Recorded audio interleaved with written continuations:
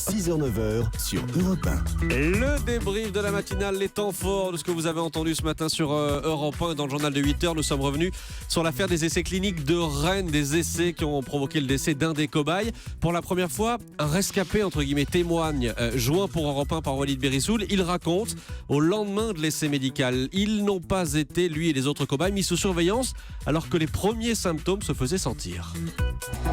J'ai signalé ça, ils n'ont pas pris ça en compte, ils ont pris ça. Ils ont dit seulement faut prendre un Doliprane et ça ira mieux. Et le lendemain, c'était malaise, vertige et problème de vue. On voyait pratiquement rien. Je pouvais ni marcher, ni rester assis sur le lit, je pouvais rien faire. J'étais complètement comme un légume. Même pour avaler, c'était compliqué. J'étais surveillé pour manger. Je suis arrivé en super bonne santé. J'ai fait ça pour une petite somme, comme nous tous. Et se retrouver dans cet état-là, on a ressenti de la colère. Voilà, témoignage recueilli par Walid Berissoul. Le procès des meurtriers de la policière municipale Aurélie Fouquet. Elle avait été tuée à la suite d'un braquage raté en 2010. Ce procès va s'ouvrir demain à Paris. Dans le box des accusés, 8 hommes. Guillaume Bier, notre reporter, a rencontré la mère d'Aurélie Fouquet. Elle témoigne pour la première fois sur Europe 1. Aurélie et son collègue ont été envoyés sur les lieux, sans contact radio en temps réel. Elle a été abattue parce qu'elle portait l'uniforme. Je me dis, si la justice ne nous livre pas le nom du coupable, que dirons-nous à Alexis, notre petit-fils, privé de sa maman ? Il est dans le chagrin en permanence. Il parle de sa maman au quotidien. C'est pas sa maman, c'est pas sa mère, c'est maman. Voilà, et le procès des meurtriers présumés d'Aurélie Fouquet s'ouvre donc demain. Les experts, c'est à 7h15 tous les matins sur Europe 1. L'info politique ce matin, c'était avec David Doucan. Samedi, vous le savez, François Hollande s'est fait siffler, insulté par les agriculteurs en colère au salon de l'agriculture. Mais il y en a une femme politique qui aborde avec une sérénité totale sa visite demain, porte de Versailles. C'est la présidente du Front National.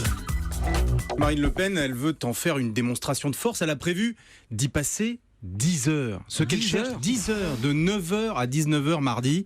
Ce qu'elle cherche, c'est le contraste. Le contraste, l'un des artisans de la visite dit François Hollande était le champion du marathon. Il restait 10, 11 heures.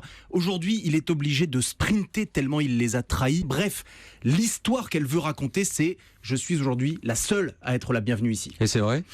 Non, mais c'est ce que raconteront les images. Voilà pour les experts. À 7h45, Catherine Fro était notre invitée pour l'interview Vérité d'Europe 1.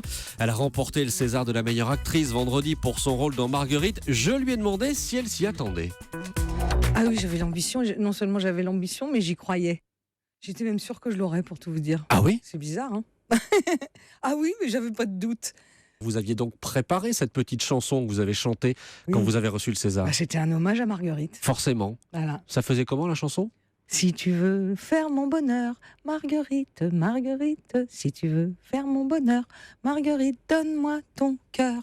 Marguerite, donne-moi ton cœur. À 6h25 aujourd'hui dans l'histoire, Franck Ferrand nous parlait évidemment aujourd'hui du 29 février. Ben oui, jour particulier puisqu'il n'arrive que tous les 4 ans. Un jour marqué de traditions assez étranges. Il existe des traditions propres à ce jour si particulier. Une tradition irlandaise, par exemple, concède ce jour-là aux femmes le droit de pouvoir demander un homme en mariage. Et si l'homme refuse, il doit, selon une autre loi écossaise cette fois, s'acquitter d'une compensation, 12 paires de gants, afin que la prétendante éconduite dissimule son infortune, trahie par l'absence de bague à son doigt pendant les 12 mois de l'année suivante. Et voilà pour ces étranges traditions et pour le débrief de la matinale.